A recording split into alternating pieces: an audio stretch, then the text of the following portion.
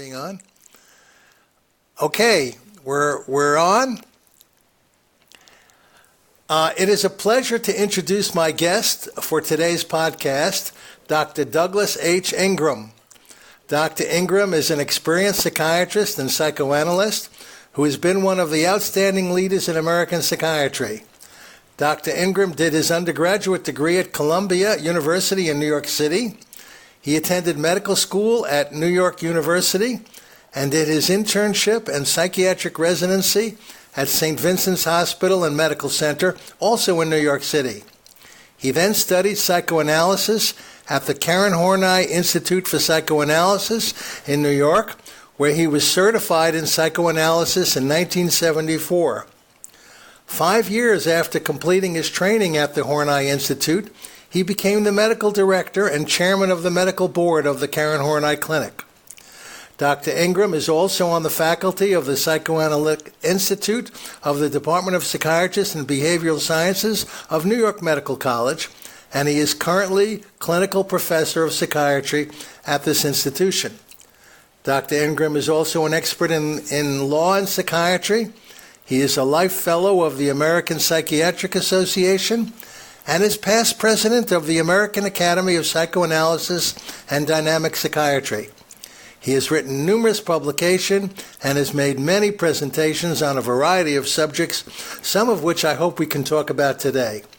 Welcome to the Psychiatry Talk podcast, Dr. Ingram. Thank you, Michael. It's a pleasure to be here with you. I often like to start off my interview by asking, what made you decide to become a psychiatrist? I've always been interested in what it means to be a person. And at the same time, I've always been challenged by the issues that we face as people with physical illness and mental illness.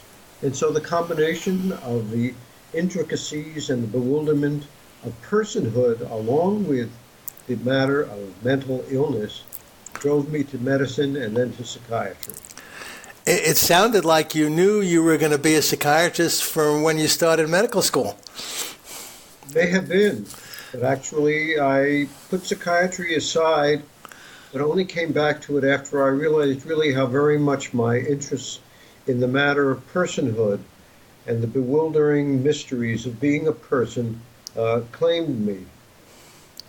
Okay, and was there any special reason that led you to study psychoanalysis? Psychiatry on its own struck me as rather uninteresting until we get into the issue of the mind. And the best way, in my experience, to understand how our minds operate is through psychoanalysis. Psychiatry alone does not deal adequately with matters of the mind. Is there a way that you could, in case people are not familiar with the exact definition of psychoanalysis, give us a little sense of what psychoanalysis is, as let's say, compared to psychiatry itself? Well, sure. Psychiatry deals with the vast issues involved in mental health. Psychoanalysis explores the experience that we have, conscious and unconscious, which actually contribute to our sense of selfhood, to our sense of relationship.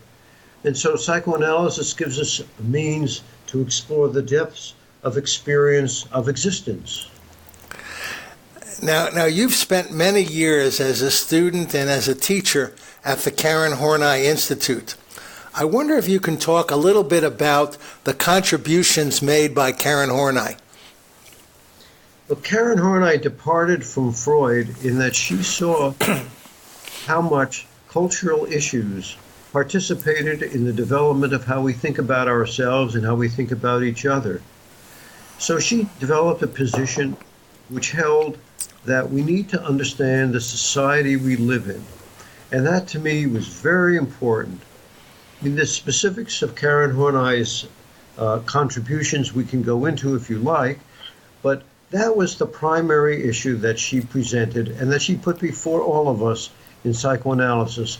Eventually, psychoanalysts of every stripe came to find her contributions of value. And how have her theories and teachings held up over the years? Well, they've held up so well. There are so many different ways that we can explore what it is to be a person, how we deal with the bewilderment and the mysteries of our existence. But her ideas have held, at least for me and for many others, a crucial place in that understanding. And in what ways do her ideas and theories differ from the traditional Freudian views? I think the traditional Freudian views, which regarded biology as the basis, have probably changed. I think that traditional Freudians have probably moved much more in the direction that Horney established well over 50 years ago. So she said things are really much more sociologic, much more societally based. The attitudes that we have, that we inherit, that we learn from our families, from our peers, are much more likely to affect us than some underlying biological instinct. Mm-hmm. Will a Horney analyst look at dreams, for example? Of course.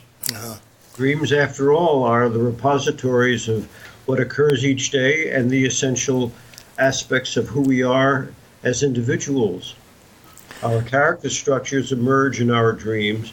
The issues we face, the conflicts, the areas of bewilderment that we encounter, they all come through in our dreams.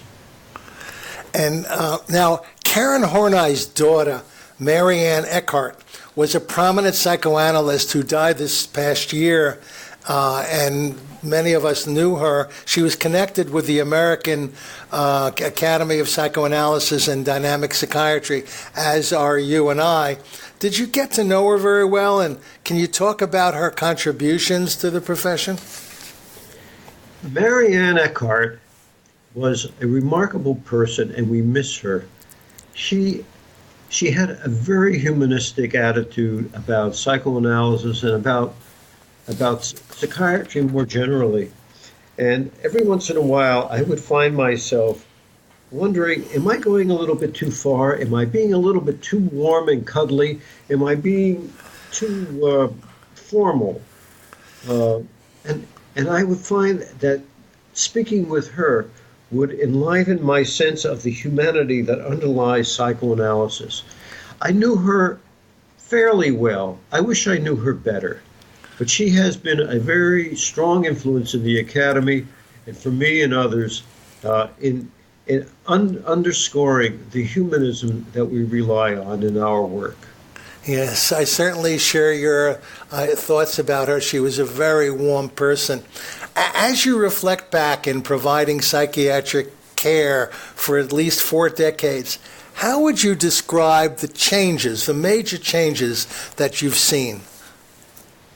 It's a big question, Michael. I must say, when I came into the field, psychoanalysis and psychoanalytic therapy was really at its peak.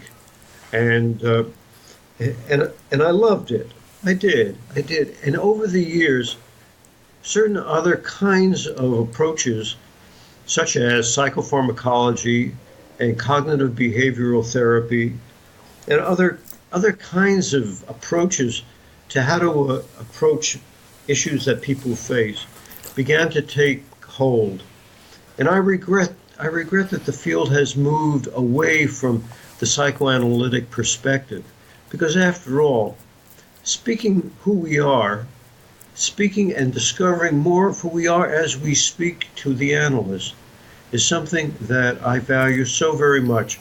And these other approaches, although they have value, do not really rise to the level of interest that psychoanalytic thinking has for me.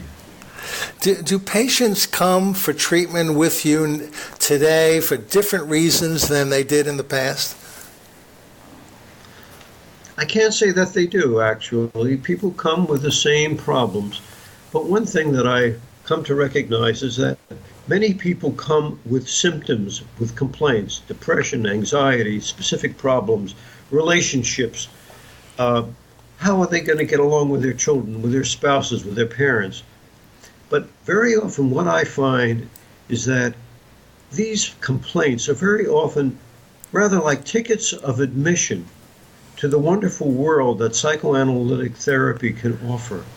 Because really what they want, but don't know really quite how to say it, how to make it legitimate, what they want is to be able to talk about what's in their minds. They want to have a way to express themselves in the deepest sense of who they are. That's very well put. As a psychiatrist, I assume you prescribe medications as well as doing talk therapy. Have the newer medications made a big difference in your approach to your treatment with patients? In a very practical sense, I say yes, they have. I very often prescribe medications which can be remarkably alleviating for those with specific kinds of issues, anxiety and depression, but ultimately the medications give us a way to address these deeper issues of the mind that I care about and that my patients care about. And how do you handle a situation when a patient appears to be drinking a great deal or somebody that you see is definitely an alcoholic? Oh, well, You've answered the question with your sound. I must say, I cut my teeth in psychiatry at the Manhattan Bowery Project working with alcoholics, and I've learned a lot about how they think and how they feel, and I have developed a way for addressing their issues. They know that they're drinking too much. They don't need me to tell them. That's my experience. Those that do need to be told are generally told by their spouses or by their children or by their parents. In any event, if they come to me, they already are fully aware, well, nearly fully aware that they have a problem. Can you do ongoing analysis if somebody continues to be an alcoholic or continues to drink heavily on a regular basis? No way. Mm-hmm. I get very down and dirty with the issues. Any of the addictions, any of the substance abuses have to be addressed before we can look meaningfully into the intricacies of a person's thinking. And I assume it is completely compatible with you if while they're in treatment with you, they're also attending AA meetings? Right. Yes. Many states now are legalizing various forms of marijuana. Do you have any feelings about this change in the legal status of this substance? Actually, Michael, I applaud the legalization and the recreational use of marijuana, but as with so much else, moderation is the key. When it goes too far, then it becomes a problem. And I think that those who use marijuana in a careful way are doing all right by themselves. As far as the issue of legalization goes, I think it's okay. But we have to keep an eye on it in the same way that we keep an eye on alcohol use. And what would you do if a patient told you that he or she drove to your office while they were stoned? I tell them not to come anymore if they're going to do that. I cannot tolerate. What's the reason? Why would you reject them rather than try to help them? Well, by rejecting them or telling them that I would be rejecting them, I am putting down a very strong marker. And hopefully they will recognize that this is not acceptable. I will not have them coming to me if they are stoned either on alcohol or marijuana or anything else. I live in New York, and my practice is on the Upper East Side.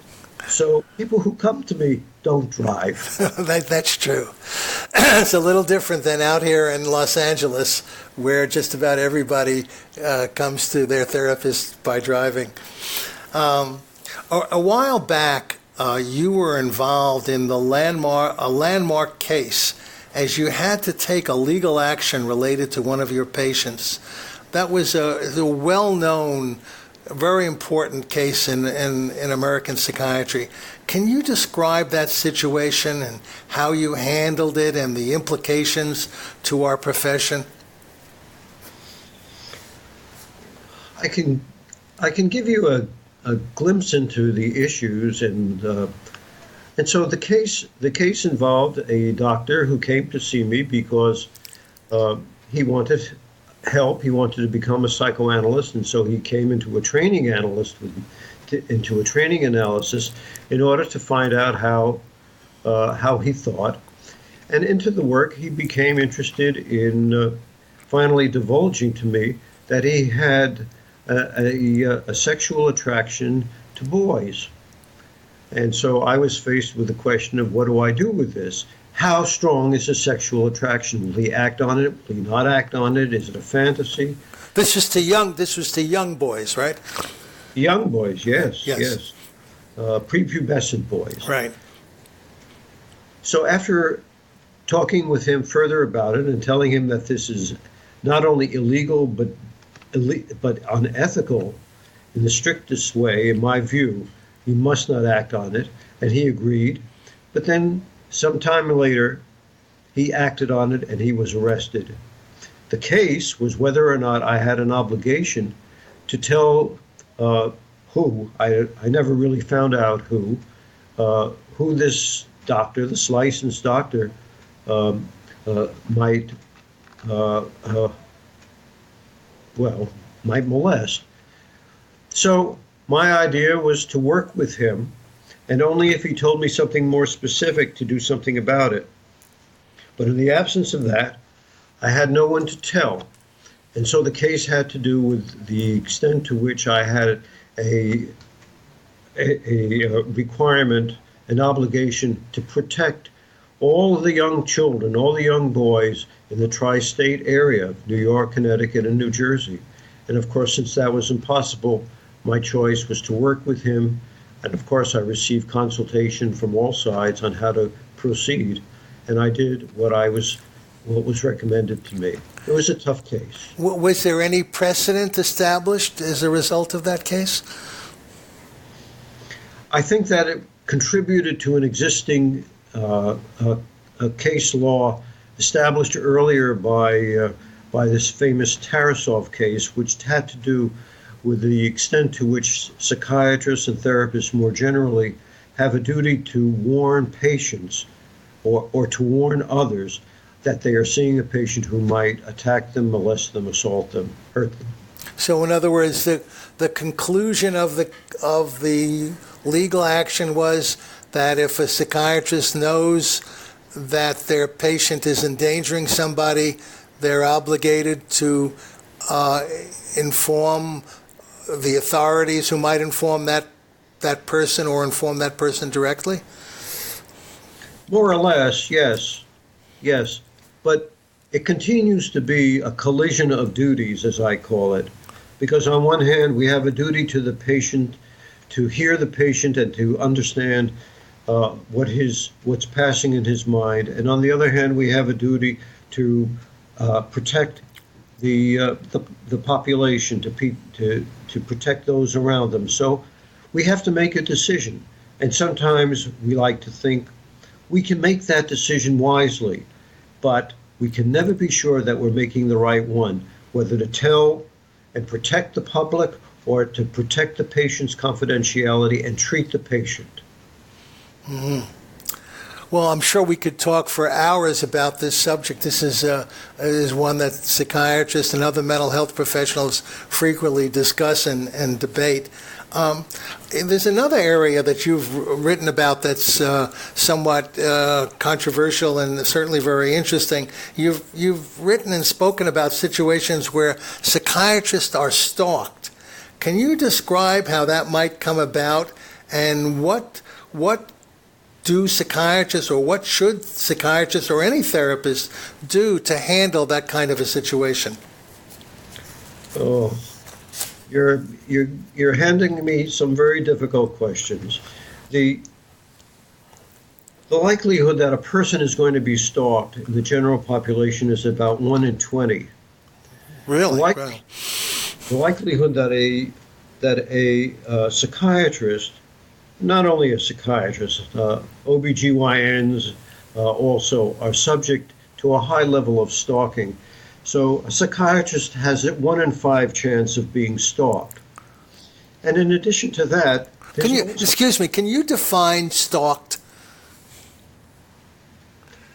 Stalking is defined in various ways, but the general definition that's used by the United States Criminal Code, as I understand it, is receiving the unwanted attention from an individual where there's a threat of aggression, of assault, or even nowadays with the presence of internet stalking, with looking into more deeply who a person is, what the person's private life consists of.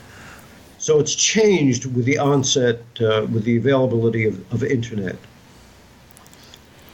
Well, that certainly is interesting because, of course, part of the psychoanalytic treatment relies on the fact that the patient really doesn't know too much about the therapist and is able to project their own inner workings onto the therapist, and that becomes one of the tools that we often use.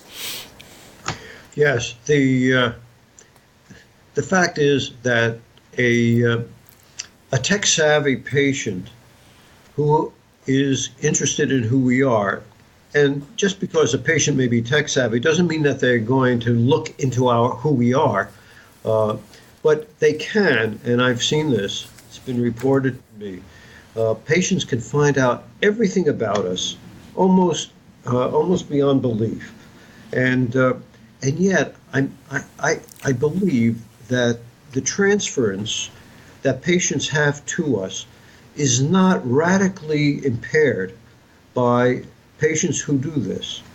Patients will imbue us with characteristics even if they know a great deal about us. The issue is whether or not the patients have the trust in us to tell us that they have looked us up on Google and wherever else.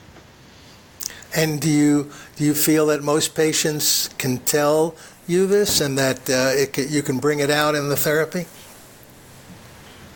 Oh, what I do when a patient comes to see me is I invite them to look me up on the internet, and to let me know if there's anything that strikes them. And in that way, I anticipate that they're going to do that, and I make it easier for them to be able to tell me what they find. So this modern technique and this modern technology becomes a very important part of your work with the patient. It's come in a way that I never have expected. But yes, we have to be able to manage what we do with the internet, and of course, the technical advances that we've explored, that we've uncovered over the years, have allowed us to use a lot of things. I use an iPad to take notes, whereas years ago I used a steno pad. Mm-hmm. Now, I know you've made several presentations concerning how therapists might feel working with spouses who have chronic illnesses. Can you elaborate on this situation? The issues faced by spouses whose partners have chronic illnesses, which I want to distinguish from issues involving dementia. The loss of a spouse through dementia creates a kind of ambiguous loss because the person is there, but they're not responding cognitively or emotionally as they had. And so there's a gradual sense of loss of the partner. And that happens to be quite different from the spouse who comes to see me because their partner has become physically disabled, who can't do what they used to do, but they're still there. They're still emotionally, cognitively present. And so what we've discovered is how very different those two kinds of disabilities can be. And the loss of a spouse to dementia is far more tragic and distressing. Mm-hmm. I know I know you've also been interested in addressing the well-being of mental health therapists. Are there specific mental health issues which therapists in general are prone to develop, and does the mental health profession address this issue? Actually, I think that we as mental health professionals suffer from all the things that everybody else suffers from. What I think we like to believe is that because of our learning and our experience, we're better able than many people to say, oh, you know, I have this problem and this is how I think I might be able to handle it. But in truth, we're not all that good at it. And psychiatric associations, and I'll speak for psychiatric associations because the other mental health associations are not really very familiar to me, but psychiatric associations have not addressed the kinds of mental health needs that we face. And so at the Academy, the American Academy of Psychodynamic Psychiatry and Psychoanalysis, which I am a member of, has set up a psychiatrist well-being and support aspect to its website, so that now we are attempting to answer the kinds of questions that psychiatrists might have in terms of their mental well-being. And so we include different personal accounts, often anonymous, of course, in which psychiatrists put forth how they encountered problems and how they dealt with it in order to help others who might look at the site to learn. So this becomes a self-help group for our profession, which obviously is needed. Now I want to ask you about one of my favorite contemporary topics. As you know, in the 1960s, when Barry Goldwater was running for president against Lyndon Johnson, a group of psychiatrists and other mental health professionals publicly spoke out, stating that they felt that Goldwater showed evidence of being paranoid. Subsequently, the American Psychiatric Association amended the code of ethics of this organization, saying that psychiatrists should not publicly diagnose anyone whom they have not examined. Now, some psychiatrists disagree with this ruling and have even now publicly spoken out about the current president, who some people believe has characteristics of a narcissistic personality. Do you believe that psychiatrists should speak out if they have such strong views?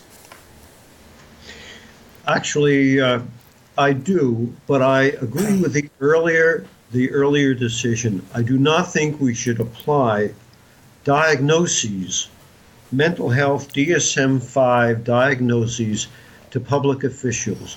I think that if we haven't examined a person in a proper way, we should not make a diagnosis. However, the language that we use in psychiatry can be applied to character traits.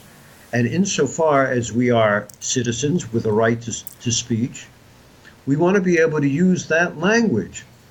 So, for example, if we say someone has a narcissistic issue, we want to be able to say that. We do not want to say that they have a narcissistic personality disorder. All we can say is that they are narcissistic without making the actual diagnosis. But don't you think that if a psychiatrist says it in his role as a psychiatrist, even if the psychiatrist acknowledges they have not examined that patient, it carries a certain weight as almost like a diagnosis.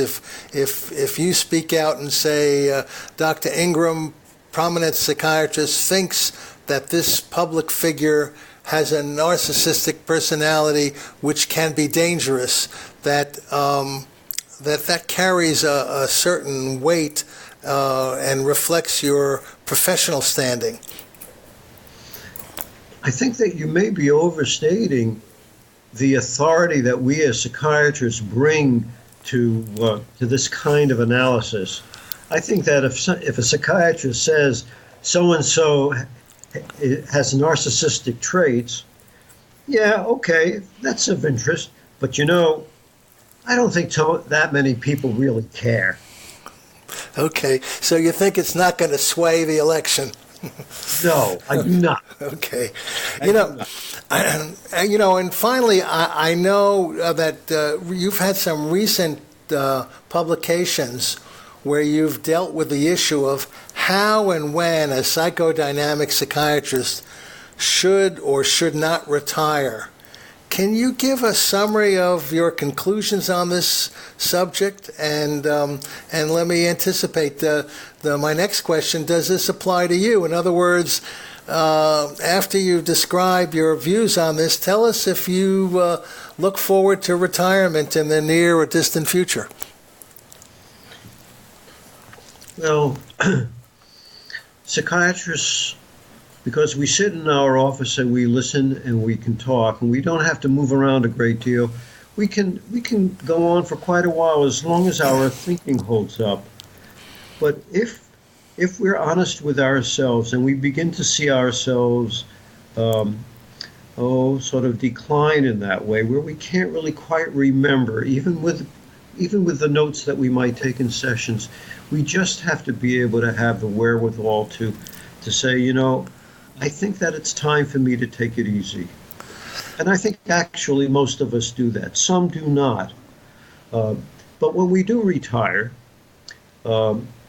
we don't actually, in my experience and from the interviews that I've done, we don't actually miss it. We actually find that we are rich enough as individuals to be able to enjoy all that retirement can offer. And we retire gradually because we work on an hour-by-hour basis, or at least those of us in private practice do.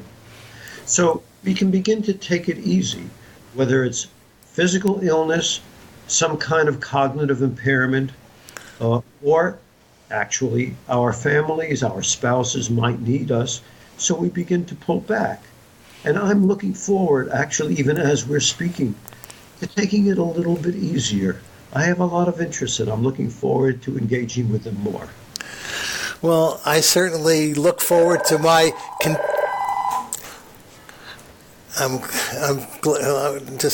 Just wait for a second. This is what I told you about. So just give me a second, and we'll conclude the interview. I'm sorry about this, Doug. First of all, I really enjoyed the interview. I think you did a wonderful job. It was really fantastic. Thank you. Thank you again. And this is a new telephone. I haven't figured out how to mask the whole thing when I get messages. So we were lucky. Michael, yeah. Michael, this is a wonderful example of how modern technology has come to our lives, and not always in the best way. Right. So I'll just give you a second, and I'll conclude the interview. Okay. I hope the weather's good in New York right now, and everything is working well with you. Everything is good, and I'm enjoying this interview. Okay, I'll have it out. I'll probably have it out in a couple of weeks. I don't get around to editing it right away. Okay. I understand. Sure. Okay, let me just conclude now. Well, I certainly have appreciated. I certainly have appreciated the things that you've said, and I hope in fact, I'm sure our listeners have. And again, I want to thank you so much for joining me on this podcast, and I look forward to our future interactions together. Thank you again, Doug. Thank you, Michael. It's been a pleasure speaking with you.